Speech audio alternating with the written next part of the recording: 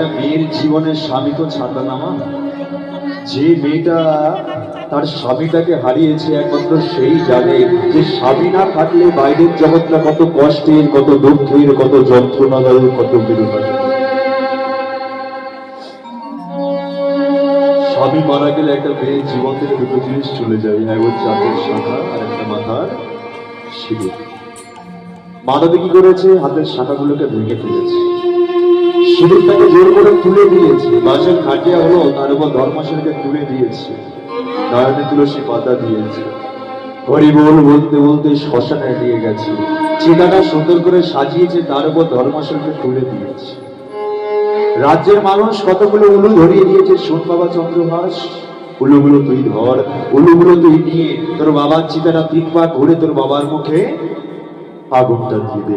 এবার আপনারা একটা কথা চিন্তা করে দেখুন তো, যে ছেলেটা একটু আগে তার বাবার সঙ্গে খেলা করছিল, তার বাবার কোলে বসে ভাত খাচ্ছিল, তার বাবার কাছে বসে আদর খাচ্ছিল, কিভাবে তার বাবার মুখে আগুনটা দিতে? কিছু আগুন দিতে চাইছে না। এবার যখন আগুন দিতে চাইছি না, রাজ্যের মানুষ বলছে, রানীমা আপনার সন্তানকে আপনি বোঝা। একটা মৃতদেহকে তো এরকম ভাবে ফেলে রাখার জন্য কোনোদিনের জন্য সম্ভব নয়, আপনার ছেলেকে আপনি বোঝান। এবার যেই বোঝানোর কথা বলেছে না, মাধবী কি করেছে জানেন?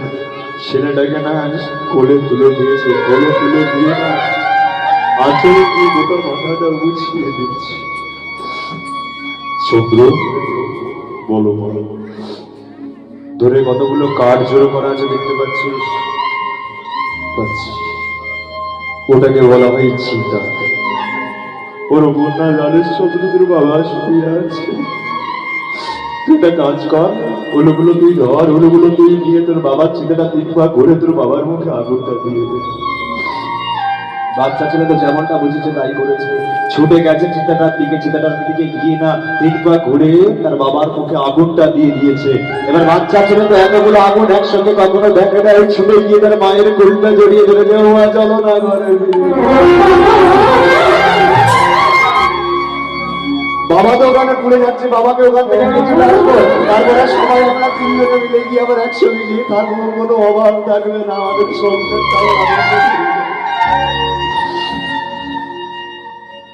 আজকে মেয়েটা তার স্বামী মারা গেছে বলে না যতটা বেশি কাঁদছে, তার থেকে বেশি কাঁদছে কার জন্য জানেন?